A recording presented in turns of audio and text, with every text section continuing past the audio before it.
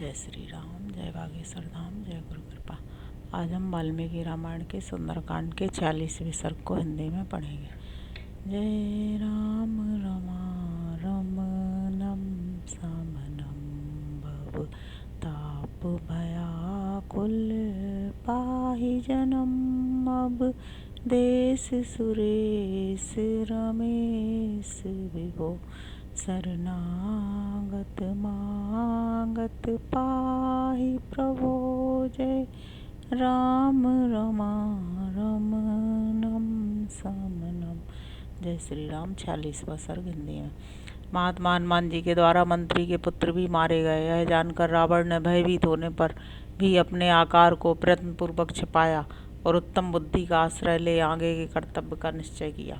दशग्रीव ने विरूपाक्ष, यूपाक्ष, दुर्धर, प्रघस और भास्कर्ण इन 5 सेनापतियों को, जो बड़े वीर, नीति निपुण, धैर्यवान तथा युद्ध में वायु के समान वेगशाली थे, हनुमान जी को पकड़ने के लिए आज्ञा दी।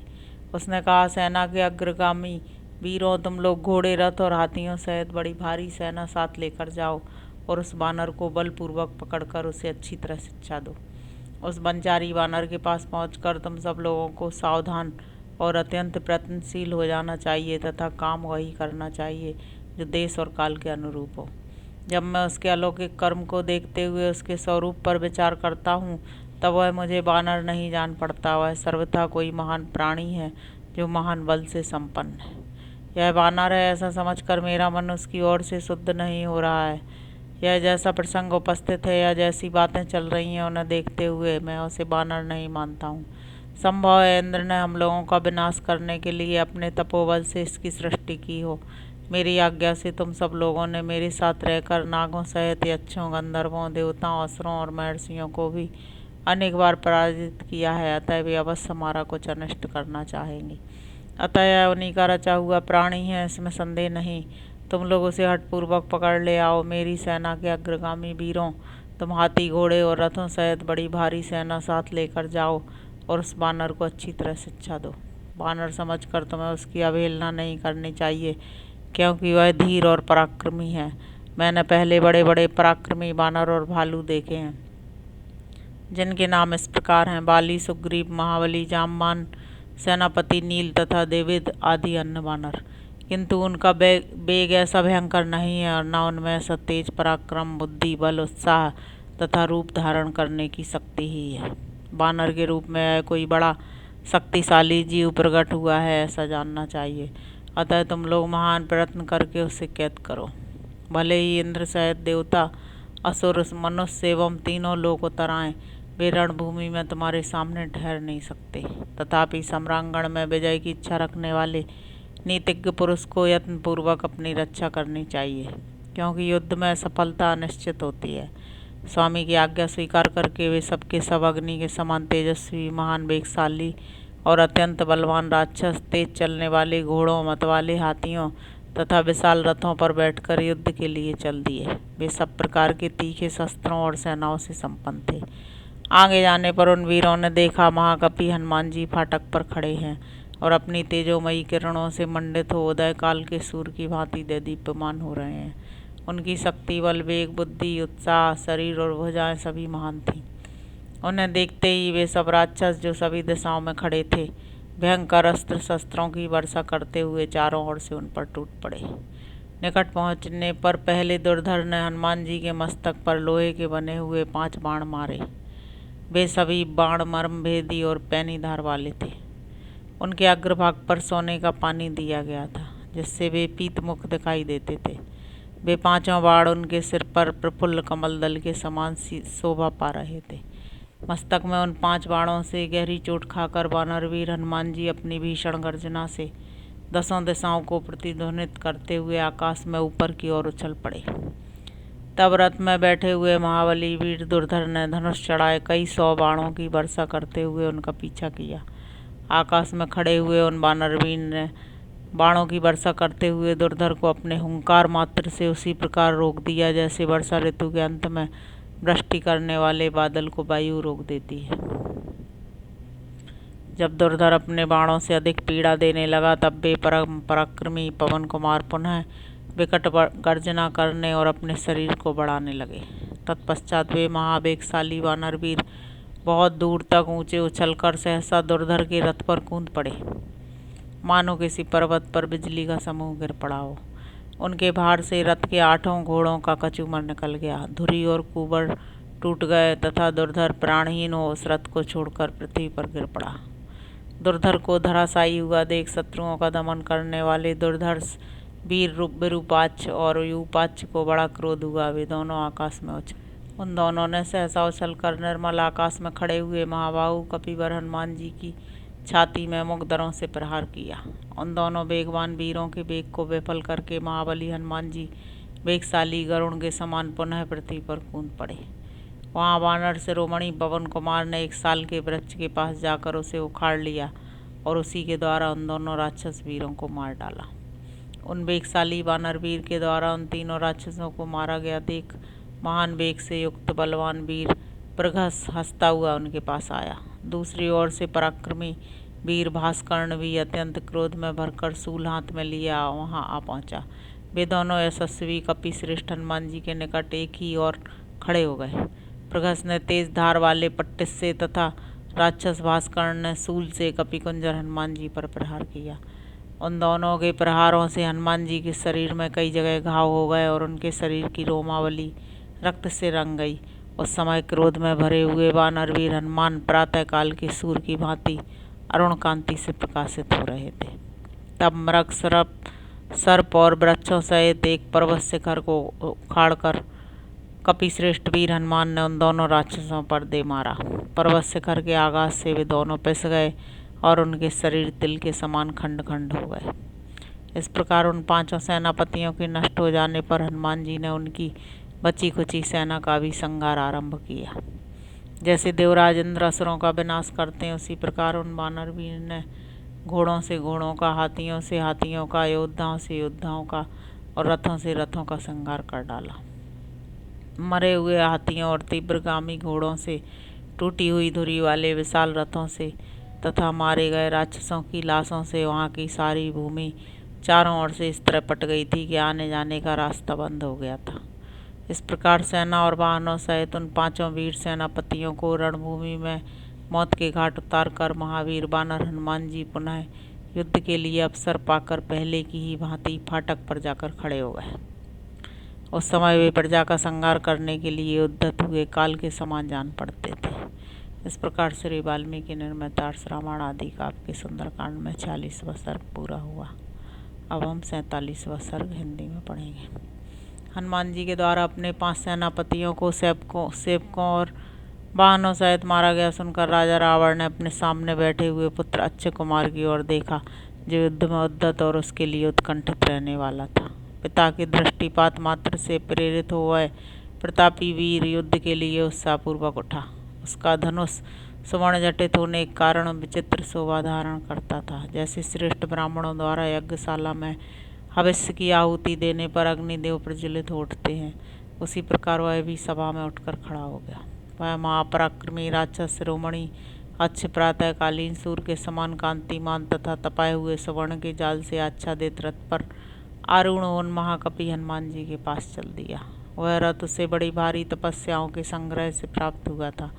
उसमें तपे हुए जाम्बूनद की जाली जड़ी हुई थी, पताका फहरा रही थी। उसका ध्वज दंड रत्नों से विभूषित था। उसमें मन के समान वेग वाले 8 घोड़े अच्छी तरह जुते हुए थे। देवता और असुर कोई भी उस रथ को नष्ट नहीं कर सकते थे।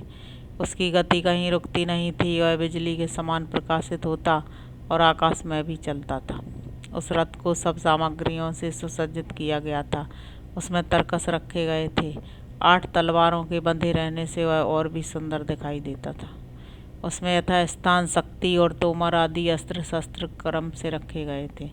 चंद्रमा और सूर्य के समान दीप्तिमान तथा सोने की रस्सी से युक्त युद्ध के समस्त उपकरणों से सुशोभित उस सूर्यतुल्य तेजस्वी रथ पर बैठकर देवताओं के तुल्य पराक्रमी अक्षय कुमार राजमहल से बाहर निकला। घोड़े, हाथी और बड़े बड़े रथों की भयंकर आवाज से पर्वतों सहित पृथ्वी तथा आकाश को गुंजाता हुआ वह बड़ा भारी सेना साथ लेकर वाटिका के द्वार पर बैठे हुए शक्तिशाली वीर वानर हनुमान जी के पास पहुंचा। सिंह के समान भयंकर नेत्र वाले अक्षय ने वहां पहुंचकर लोक संहार के समय प्रज्वलित हुई प्रलय अग्नि के समान स्थित और विस्मय एवं संभ्रम में पड़े हुए हनुमान जी को अत्यंत गर्व भरी दृष्टि से देखा। उन महात्मा कपिश्रेष्ठ के वेग तथा शत्रुओं के प्रति उनके पराक्रम का और अपने बल का भी विचार करके वह महाबली रावण कुमार प्रलय काल के सूर की भांति बढ़ने लगा। हनुमान जी के पराक्रम पर दृष्टिपात करके उसे क्रोध आ गया, अतः स्थिरता पूर्वक स्थित हो उसने एकाग्र चित्त से 3 तीखे बाणों द्वारा रणदुर्जय हनुमान जी को युद्ध के लिए प्रेरित किया। तदंतर हाथ में धनुष और बाण लिए अच्छे ने यह जानकर कि ये खेद या थकावट को जीत चुके हैं, शत्रुओं को पराजित करने की योग्यता रखते हैं और युद्ध के लिए इनके मन का उत्साह बढ़ा हुआ है, इसीलिए गर्वीले दिखाई देते हैं, उनकी ओर दृष्टिपात किया। गले में सुवर्ण के निष्क, बाहों में बाजूबंद और कानों में मनोहर कुंडल धारण किए वह शीघ्र पराक्रमी रावण कुमार हनुमान जी के पास आया। उस समय उन दोनों वीरों में जो टक्कर हुई उसकी कहीं तुलना नहीं थी। उनका युद्ध देवताओं और असुरों के मन में भी घबराहट पैदा कर देने वाला था। कपिश्रेष्ठ हनुमान और अच्युत कुमार का वह संग्राम देखकर भूतल के सारे प्राणी चीख उठे। सूर का ताप कम हो गया, वायु की गति रुक गई, पर्वत हिलने लगे, आकाश में भयंकर शब्द होने लगा और समुद्र में तूफान आ गया। अच्युत कुमार निशाना साधने, बाण को धनुष पर चढ़ाने और उसे लक्ष्य की ओर छोड़ने में बड़ा प्रवीण था। उस वीर ने विषधर सर्पों के समान भयंकर सुवर्णमय पंखों से युक्त सुंदर अग्रभाग वाले तथा पत्रयुक्त 3 बाण हनुमान जी के मस्तक में मारे। उन तीनों की चोट हनुमान जी के माथे में एक साथ ही लगी, इससे खून की धारा गिरने लगी। वे उस रक्त से नहा उठे और उनकी आंखें घूमने लगीं। उस समय बाण रूपी किरणों से युक्त हो वे तुरंत के उगे हुए अंशुमाली सूर के समान शोभा पाने लगे। तदंतर वानर राज के श्रेष्ठ मंत्री हनुमान जी राक्षस राज रावण के राजकुमार अच्युत को अति उत्तम विचित्र आयुध एवं अद्भुत धनुष धारण किए देख हर्ष और उत्साह से भर गए और युद्ध के लिए उत्कंठित हो अपने शरीर को बढ़ाने लगे। हनुमान जी का क्रोध बहुत बढ़ा हुआ था। वे बल और पराक्रम से संपन्न थे, अतः मंदराचल के शिखर पर प्रकाशित होने वाले सूर्यदेव के समान वे अपनी नेत्राग्निमयी किरणों से उस समय सेना और सवारियों सहित राजकुमार अच्युत को दग्ध सा करने लगे। तब जैसे बादल श्रेष्ठ पर्वत पर जल बरसाता है, उसी प्रकार युद्ध स्थल में अपने सरासन रूपी इंद्रधनुष से युक्त वह राक्षस रूपी मेघ बाणवर्षी होकर कपिश्रेष्ठ हनुमान रूपी पर्वत पर बड़े वेग से बाणों की वृष्टि करने लगा। रणभूमि में अच्युत कुमार का पराक्रम बड़ा प्रचंड दिखाई देता था। उसके तेज बल, पराक्रम और बाण सभी बड़े चढ़े थे। युद्ध स्थल में उसकी ओर दृष्टिपात करके हनुमान जी ने हर्ष और उत्साह में भरकर मेघ के समान बड़े भयानक गर्जना की। सम्रांगण में बल के घमंड में भरे हुए अच्युत कुमार को उनकी गर्जना सुनकर बड़ा क्रोध हुआ। उसकी आंखें रक्त के समान लाल हो गईं। वह अपने बालोचित अज्ञान के कारण अनुपम पराक्रमी हनुमान जी का सामना करने के लिए आगे बढ़ा। ठीक उसी तरह जैसे कोई हाथी तिनकों से ढके हुए विशाल कूप की ओर अग्रसर होता है। उसके बलपूर्वक चलाए हुए बाणों से विद्ध होकर हनुमान जी ने तुरंत ही उत्साहपूर्वक आकाश को विदीर्ण करते हुए से मेघ के समान गंभीर स्वर से भीषण गर्जना की। उस समय दोनों भुजाओं और जांघों को चलाने के कारण वे बड़े भयंकर दिखाई देते थे। उन्हें आकाश में उछलते देख रथियों में श्रेष्ठ और रथ पर चढ़े हुए उस बलवान प्रतापी एवं राक्षस शिरोमणि वीर ने बाणों की वर्षा करते हुए उनका पीछा किया। उस समय वह ऐसा जान पड़ता था मानो कोई मेघ किसी पर्वत पर ओले और पत्थरों की वर्षा कर रहा हो। उस युद्ध स्थल में मन के समान वेग वाले वीर हनुमान जी भयंकर पराक्रम प्रकट करने लगे। वे अच्युत कुमार के उन बाणों को व्यर्थ करते हुए वायु के पथ पर विचरते और 2 बाणों के बीच से हवा की भांति निकल जाते थे। अच्युत कुमार ने हाथ में धनुष लिए युद्ध के लिए उन्मुख हो नाना प्रकार के उत्तम बाणों द्वारा आकाश को आच्छादित किए देता था। पवन कुमार हनुमान ने उसे बड़े आदर की दृष्टि से देखा और वे मन ही मन कुछ सोचने लगे। इतने ही में महामना वीर अच्युत कुमार ने अपने बाणों द्वारा कपिश्रेष्ठ हनुमान जी की दोनों भुजाओं के मध्य भाग छाती में गहरा आघात किया। वे महाबाहु वानर वीर समयोचित कर्तव्य से इसको ठीक ठीक जानते थे, अतः वे रण क्षेत्र में उस चोट को सहकर सिंहनाद करते हुए उसके पराक्रम के विषय में इस प्रकार विचार करने लगे। यह महाबली अच्युत कुमार बाल सूर्य के समान तेजस्वी है और बालक होकर भी बड़ों के समान महान कर्म कर रहा है। युद्ध संबंधी समस्त कर्मों में कुशल होने के कारण अद्भुत शोभा पाने वाले इस वीर को यहाँ मार डालने की मेरी इच्छा नहीं हो रही है।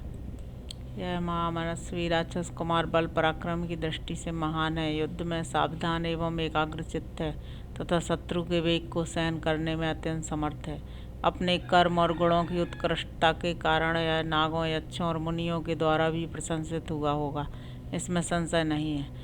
पराक्रम और उत्साह से इसका मन बढ़ा हुआ है। यह युद्ध के मुहाने पर मेरे सामने खड़ा हो मुझे ही देख रहा है। शीघ्रतापूर्वक युद्ध करने वाले इस वीर का पराक्रम देवताओं और असुरों के हृदय को भी कंपित कर सकता है, किंतु यदि इसकी उपेक्षा की गई तो यह मुझे परास्त किए बिना नहीं रहेगा, क्योंकि संग्राम में इसका पराक्रम बढ़ता जा रहा है। अतः अब इसे मार डालना ही मुझे अच्छा जान पड़ता है। बढ़ती हुई आग की उपेक्षा करना कदापि उचित नहीं है। इस प्रकार शत्रु के वेग का विचार कर उसके प्रतिकार के लिए अपने कर्तव्य का निश्चय करके महान बल और पराक्रम से संपन्न हनुमान जी ने उस समय अपना वेग बढ़ाया और उस शत्रु को मार डालने का विचार किया। तत्पश्चात आकाश में विचरते हुए वीर वानर पवन कुमार ने थप्पड़ों की मार से अक्षय कुमार के उन 8 उत्तम और विशाल घोड़ों को, जो भार सहन करने में समर्थ और नाना प्रकार के पैतरे बदलने की कला में सुरक्षित यमलोक पहुंचा दिया। तदंतर वानर राज सुग्रीव के मंत्री हनुमान जी ने अक्षय कुमार के उस विशाल रथ को भी अभिभूत कर दिया। उन्होंने हाथ से ही पीटकर रथ की बैठक तोड़ डाली और उसके हर से उलट दिया। घोड़े तो पहले ही मर चुके थे, अतः वह महान रथ आकाश से पृथ्वी पर गिर पड़ा। उस समय महारथी अक्षय कुमार धनुष और तलवार ले रथ छोड़कर अंतरिक्ष में ही उड़ने लगा, ठीक वैसे ही जैसे कोई उग्र शक्ति से संपन्न महर्षि योग मार्ग से शरीर त्याग कर स्वर्गलोक की ओर जा रहा हो। तब वायु के समान वेग और पराक्रम वाले कपिवर हनुमान जी ने पक्षीराज गरुण, वायु तथा सिद्धों से सेवित व्योम मार्ग में विचरते हुए उस राक्षस के पास पहुंचकर क्रमशः उसके दोनों पैर दृढ़तापूर्वक पकड़ लिए। फिर तो अपने पिता वायु देवता के तुल्य पराक्रमी वानर शिरोमणि हनुमान ने जिस प्रकार गरुण बड़े बड़े सर्पों को घुमाते हैं, उसी तरह उसे हजारों बार घुमाकर बड़े वेग से उस युद्ध भूमि में पटक दिया। नीचे गिरते ही उसकी भुजा, जांघ, कमर और छाती के टुकड़े टुकड़े हो गए। खून की धारा बहने लगी, शरीर की हड्डियां चूर चूर हो गईं, आंखें बाहर निकल आईं, अस्थियों के जोड़ टूट गए और नस नाड़ियों के बंधन शिथिल हो गए। इस तरह वह राक्षस पवन कुमार हनुमान जी के हाथ से मारा गया।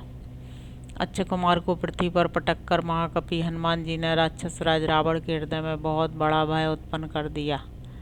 उसके मारे जाने पर नक्षत्र मंडल में विचरने वाले महर्षियों, यक्षों, नागों, भूतों तथा इंद्र सहित देवताओं ने वहां एकत्र होकर बड़े विस्मय के साथ हनुमान जी का दर्शन किया।